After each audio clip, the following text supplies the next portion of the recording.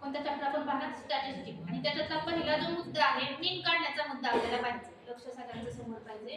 काय काढायचंय आपल्याला? मीन काढायचंय. मीन मराठीत आपण मीनला काय म्हणतो? मध्य. मीन म्हणजे काय? मराठी माध्यमाचे जे मुलं आहेत त्याच्यासाठी मीन म्हणजे मध्य. आणि सरळ सरळ लँग्वेज मध्ये आतापर्यंत अगदी 5वी पासून 9वी पर्यंत आपण शिकवत आलो एव्हरेज. ओके, माहिती आहे एव्हरेजला मराठीत सरासरी म्हणलं जातं.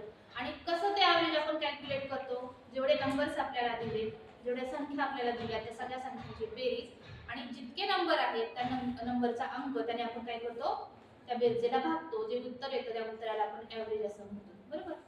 एव्हरेज आपण शिकलेलो आहोत. एव्हरेज आणि मध्य जवळपास सेम आहे. एव्हरेज आणि मध्य किंवा मीन काय सेम आहे, त्याच्यामध्ये जास्त फरक नाही. आता मीन काढायला आपल्याला शिकायचं आहे. चॅप्टर मधला पहिला पॉइंट आपला आहे. याच्यावरती बोर्डाच्या पेपर मध्ये प्रश्न विचारला जाणार आहे. पण प्रश्न मात्र 3 प्रकारचा असू शकतो. मग कोणते 3 प्रकार?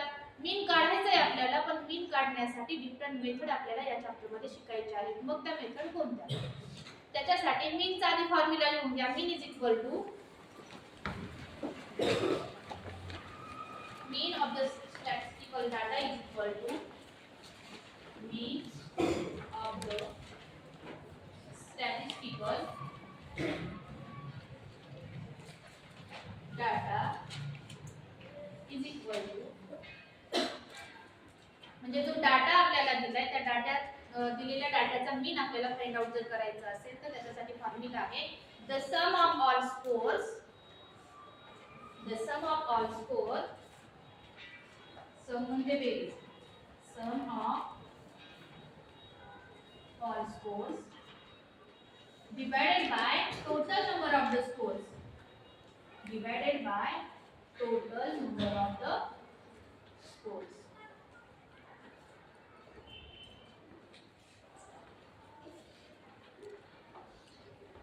हेच आपण स्टॅट मध्ये कसं लिहू शकतो? The sum of all scores means summation of fi. Total number of scores means capital year. Summation of fi divided by a capital year. Summation of fi divided by a capital year.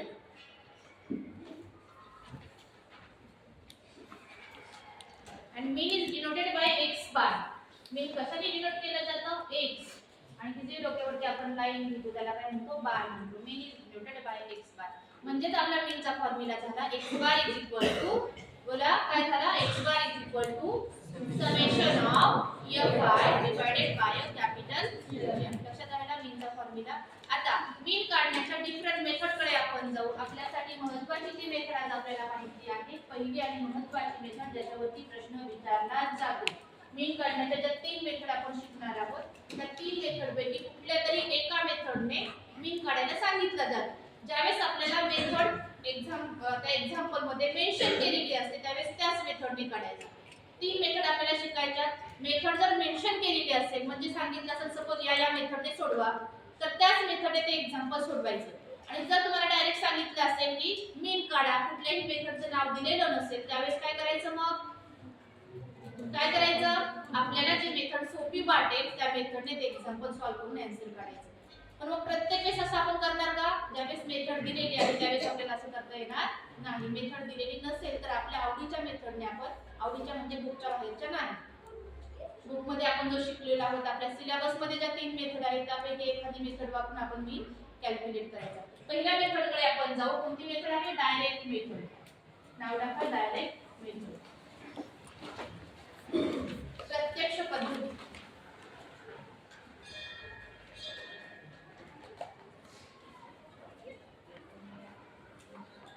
टाकलं नाव direct method.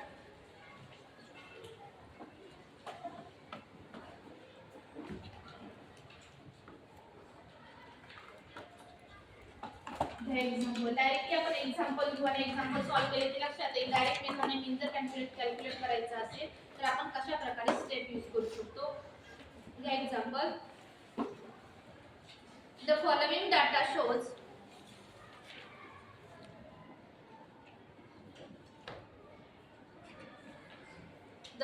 data shows frequency distribution of time Marathi माध्यमचे मुलं 130 पान number वरती example आहे खाली ते लिहायचं. The following table shows the frequency distribution of a time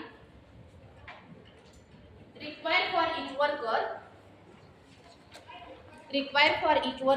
to complete a work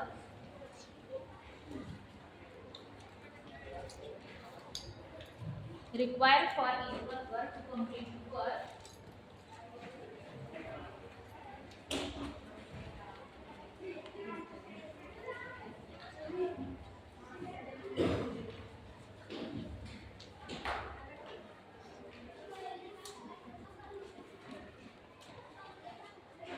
from the table. Find the mean time required from the table.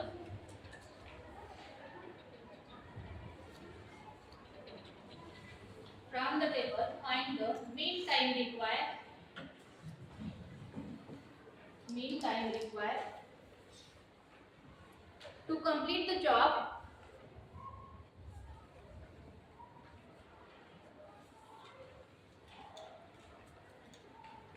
To complete the job for a worker. For a worker. हे पहा एक example आपण व्यवस्थित आणि slowly सोडू जेणेकरून दुसरे example दिलं की तुम्हाला इझिली ते सुटलंच पाहिजे, प्रत्येकाला सुटलं पाहिजे. आता जो डाटा आपल्याला दिलाय तो डाटा सगळ्यांनी घेऊन घ्यायचा आहे. काय दिलंय डाटामध्ये आपल्याला? Time required each workers to complete work, म्हणजे कामगारांना काम करण्यासाठी, एक ठराविक काम करण्यासाठी कामगारांना लागलेला वेळ आणि कामगारांची संख्या आपल्याला दिली, बरोबर. त्याच्यावरून आपल्याला काय करायचंय? मीन कॅल्क्युलेट करायचंय. त्यासाठी डाटा घ्या. Time for each to complete the work and number of workers. Time for each to complete work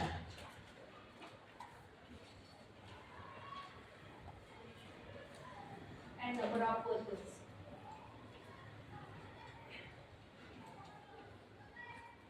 दोन रो आहेत. हॉरिझॉन्टल रो घ्या.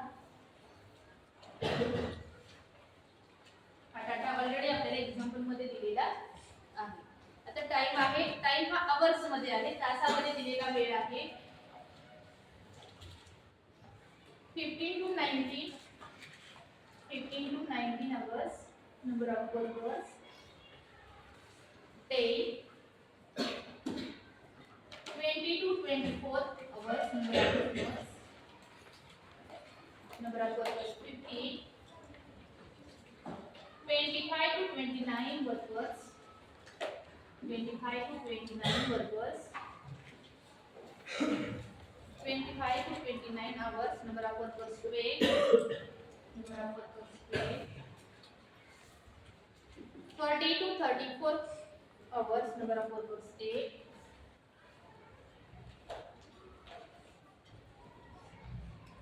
टाइम आणि नंबर ऑफ वर्कर्स आपल्याला दिलेला आहे. 35 to 39 hours, number of workers 5.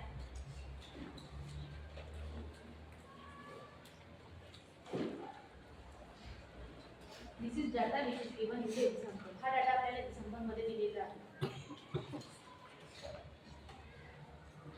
झाला डाटा लिहून सगळ्यांचा? डाटा झाला.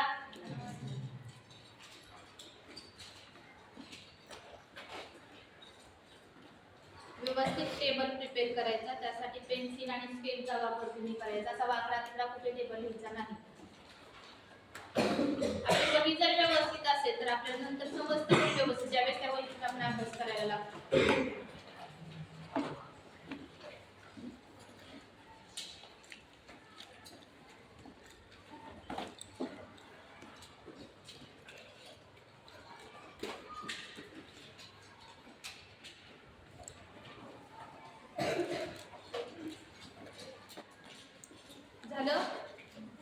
झालं का?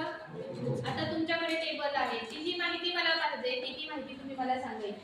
आपल्याला नवीन टेबल तयार करायचं आहे डायरेक्ट मेथडने. ज्यावेळेस आपण मीन कॅल्क्युलेट करतो त्यावेळेस उभे 4 स्तंभ असणारा नवीन टेबल आपल्याला तयार करायचा. आणि त्या 4 कॉलम मध्ये आपल्याला काय घ्यायचं हे आपण फिक्स माइंड मध्ये करून टाकायचं आहे. पहिल्या कॉलम मध्ये आपण काय घेणार, दुसऱ्यामध्ये काय घेणार, तिसऱ्यामध्ये काय घेणार आणि चौथ्यामध्ये काय घेणार. लक्षात ठेवायचं डायरेक्ट मेथड म्हणलं की आपल्याला जो डाटा दिलेला आहे त्या डाटाचा वापर करून आपण नवीन 4 कॉलम तयार करणार आहोत आणि त्या 4 कॉलम मध्ये नेमकं काय घ्यायचं आता पहा स्टेप बाय स्टेप आपण जाऊ आणि तशीच कृती करू आता सुरुवातीला मी सांगितलं 4 कॉलम घ्यायचे म्हणजे आपली पहिली स्टेप काय असणार आहे तुम्ही समोर लक्ष द्या close your notebook fold your hand attention notebook open करून तरी चालेल कारण तुम्ही मला डाटा सांगणार आहात कारण मी डाटा आता माझा क्लीन केलाय बरोबर माझ्याकडे काही नाही मी फक्त काय सांगितलं तुम्हाला किती कॉलम तयार करायचे डायरेक्ट मेथड म्हणजे की 4 कॉलम तयार करायचे first one second one third one आणि फोर्थ आता या 4 कॉलम मध्ये आपल्याला काय घ्यायचं त्याचे हेडिंग देणं गरजेचं आहे पहिला जो कॉलम आहे पहिल्या कॉलम मध्ये क्लास घ्यायचे ज्याला आपण मराठीत वर्ग असं म्हणतो मग कोणते क्लास आपण घेणार या ठिकाणी टायमिंग आवर्स कोणता क्लास घेणार आपण आपल्याला जो डाटा दिलाय त्याचा क्लास आपण कोणता घेणार टायमिंग आवर्स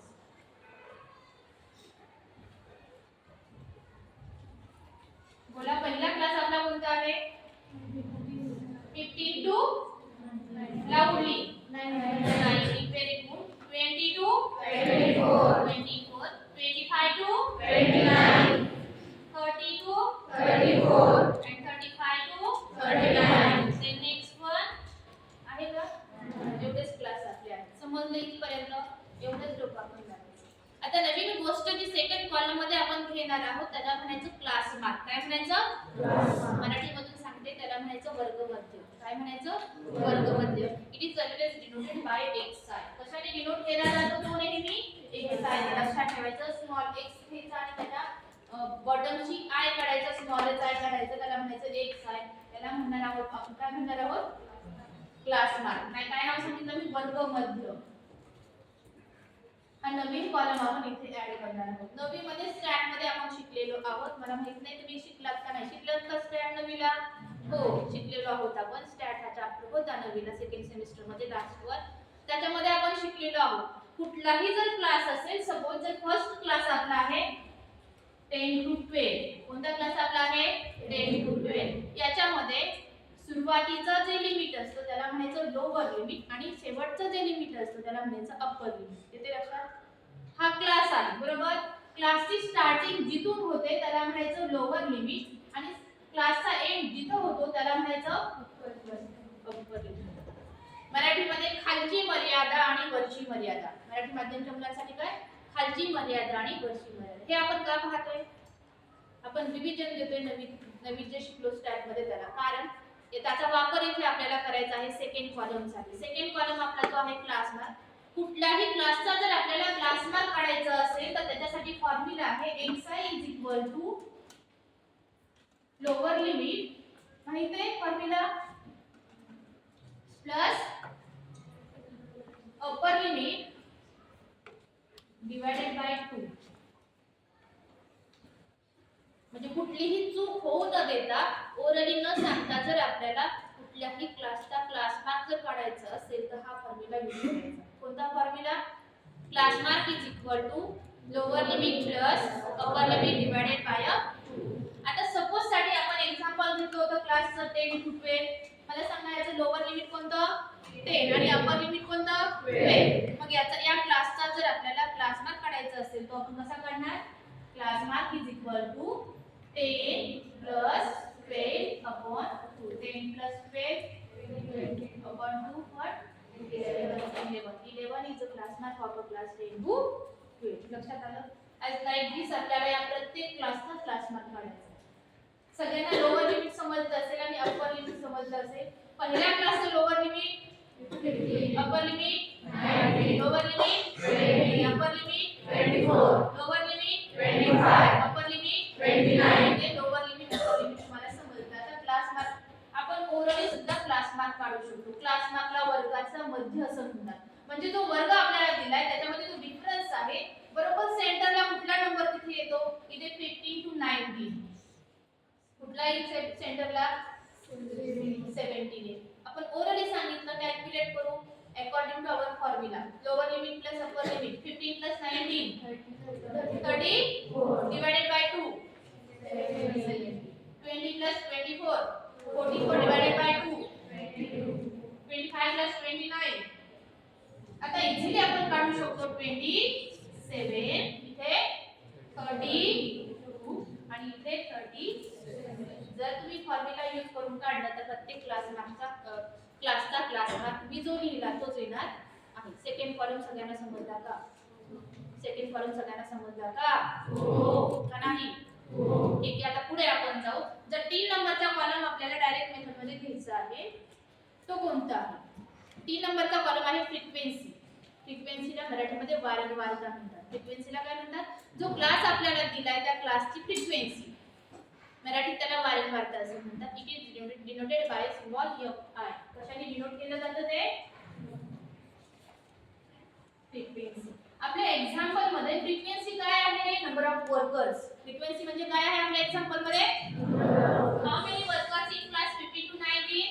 10. Next 15 12 8 5. आता पहा याच्यामध्ये आणखी एक नवीन आपल्याला कॅल्क्युलेशन करायचं आहे आणि ते कॅल्क्युलेशन कोणतं? म्हणजे हे जो फ्रिक्वेन्सीचा कॉलम असतो त्या फ्रिक्वेन्सीच्या कॉलमच्या बॉटमला यायचं आणि बॉटमला सगळे ऑल फ्रिक्वेन्सीची सम करायची जी denoted by summation of fi. Summation चा मीनिंग आहे बेरीज. Summation of fi. याच्या बॉटमला आपण यायचं आणि सगळ्या फ्रिक्वेन्सीची ऍडिशन करून लिहायची. किती येते ऍडिशन? 10 + 15 25 + 12 37 + 8 ना +8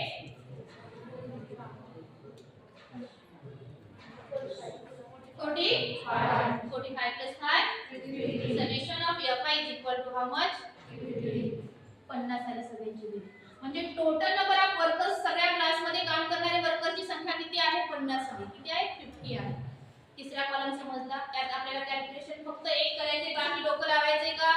एक्झाम्पल मध्ये जो डाटा येतो तो आपण मांडणार ज्या क्लासच्या अंडर, बरोबर? त्याला आपण फ्रिक्वेन्सी असं म्हणतो. आणि स्टॅट लँग्वेज मध्ये कशाने तो डिनोट केला फ्रिक्वेन्सीचा कॉलम आपण? fi ने. कशाने? लास्ट जो कॉलम आपल्याला याच्यामध्ये भरायचा आहे तो कॉलम तिथे सुद्धा आपल्याला कॅल्क्युलेशन करायचं आहे. It is nothing but the product of class mark into frequency. तो कॉलम कशाचा प्रोडक्ट आहे? क्लास मार्क आणि फ्रिक्वेन्सीचा प्रोडक्ट आहे. प्रोडक्ट म्हणजे गुणाकार. प्रोडक्ट म्हणजे काय आहे? गुणाकार आहे. आपण शॉर्ट मध्ये लिहूया. कशाचा गुणाकार तो आहे? xi इनटू बघा करा गुणाकार. पहिला column xi into fi 170 22 into 15 22 into 15 330 then 27 into 12 324 32 into 8 256 37 into 5 37 into 5 185. इथे सुद्धा एक गोष्ट आपण शेवटचा जो कॉलम आहे तिथे आपल्याला ऍड करायचा. आता इथे आपण काय असं मोठं काम केलंय का? खूप अवघड काम आपल्याला करायचंय? काहीच नाही. पहिले ते 2 कॉलम आहेत त्याचा फक्त गुणाकार करून आपण शेवटच्या कॉलम मध्ये लिहिणार आहोत. येते लक्षात? आता समेशन ऑफ fi xi. खाली बॉटमला कोणता कॅल्क्युलेशन आपण करायचं आहे? Summation of fi xi. Summation of fi xi. करा. टोटल 170 + 330 + 324 + 256 + 185. किती येते ते सांगा. ऍडिशन करा. प्रॅक्टिकली करा. ओरली नका करू, चुकू नका. बरोबर सांगा मला. त्याला होते त्याने हात वर करा फक्त.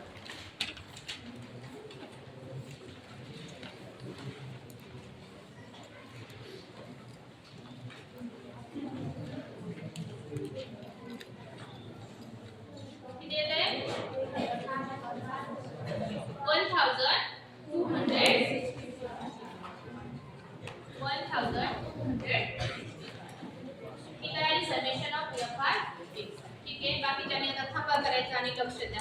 आता आपण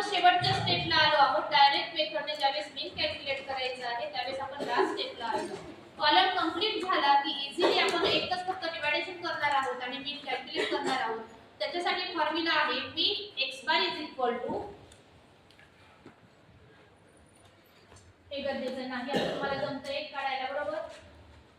क्लास मार्क जमते ना काढायला. डायरेक्ट मेथडने जर मीन कॅल्क्युलेट करायचं असेल, mean x bar is equal to, त्यासाठी फॉर्म्युला आहे summation of fi xi divided by summation of fi.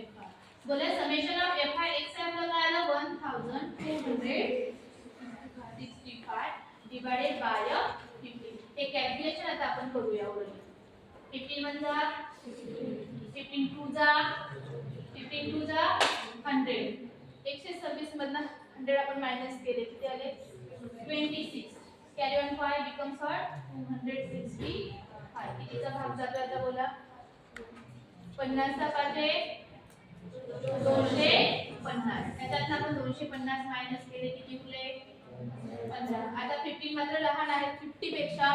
आपण इथे पॉइंट घेणार, इथे 0 घेणार. आता भाग द्या 50 ती आपली रिमाइंडर किती आला, बाकी 0 आली म्हणजे आपण भागाकार पूर्ण झाला, कंप्लीट झाला. आपलं उत्तर आलं 25.3. Means x bar mean is equal to 25.3. शेवटी वर्ड मध्ये आपण उत्तर लिहिणार काय, कशाचा मीन आपण काढणार आहे, नंबर ऑफ वर्कर्स.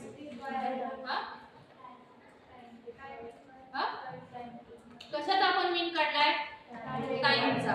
आपण काय म्हणणार, खाली उत्तर काय लिहिणार, ते काम करण्यासाठी सरासरी त्या वर्कर्सला किती वेळ लागेल, मीन टाइम किती लागेल 25.3 मिनिट सेकंड आवर्स. आपल्याला दिलेली इन्फॉर्मेशन तासामध्ये होती, उत्तर सुद्धा आपलं काही तासात आहे. The mean time required to complete work for a workers is equal to mean, शेवटी आन्सर आपला असेल mean time required to complete work for कोणाला, for workers is equal to how much 25.3. समजलं का एक्झाम्पल मध्ये जर कोणाला काही शंका असेल की एखादी स्टेप नाही समजली, एखादा कॉलम कसा काढला ते नाही समजलं, तर विचारा, 2 मिनिटं देते. पुढचं एक्झाम्पल प्रत्येकाला मनाने शिकलं पाहिजे. आहे शंका कोणाची, आहे का, हो किंवा नाही? ठीक आहे, लिहून घ्या सगळ्यांनी प्रॉपरली व्यवस्थित.